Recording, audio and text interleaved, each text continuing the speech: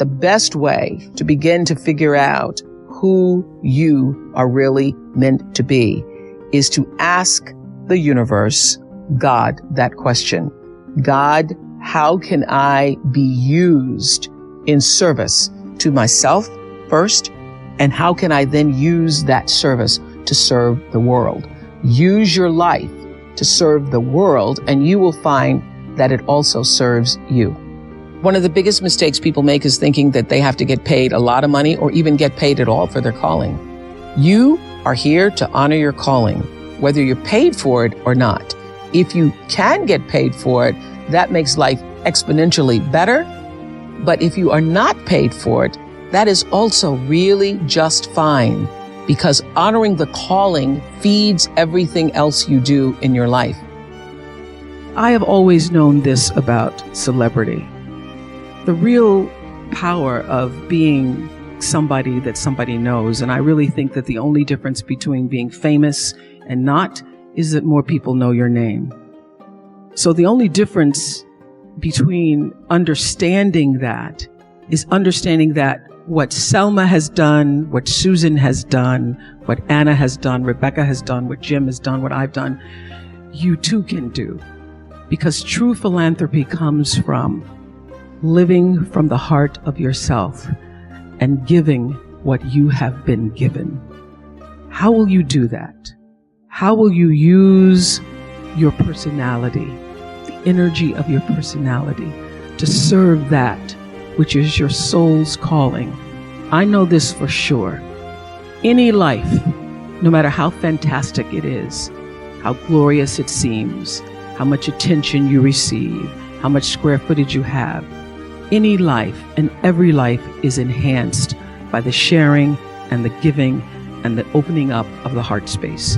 Your life gets better when you can find a way to share it with someone else. So what we've done, you can do. The real empowerment comes when every person leaves this room and makes a decision.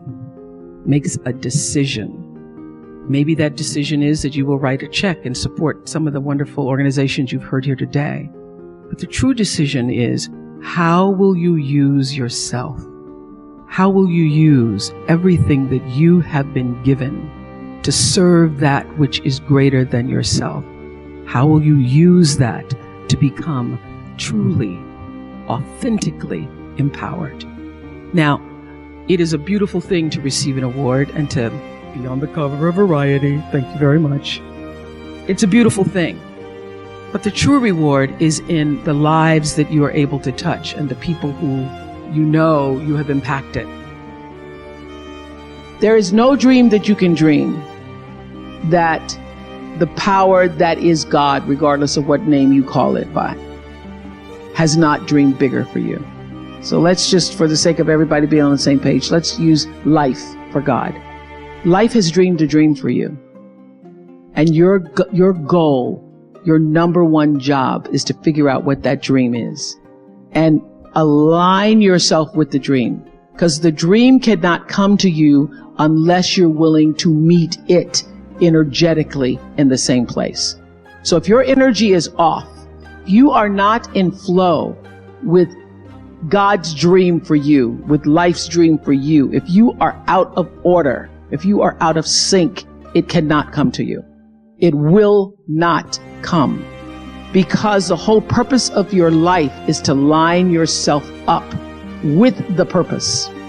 And so if you are operating in fear, if you are operating in jealousy, jealousy will kill you. Any kind of anger or jealousy you have about anybody else. So here are a couple laws I have. The first law is the third law of motion in physics, which says for every action, there's an equal and opposite reaction.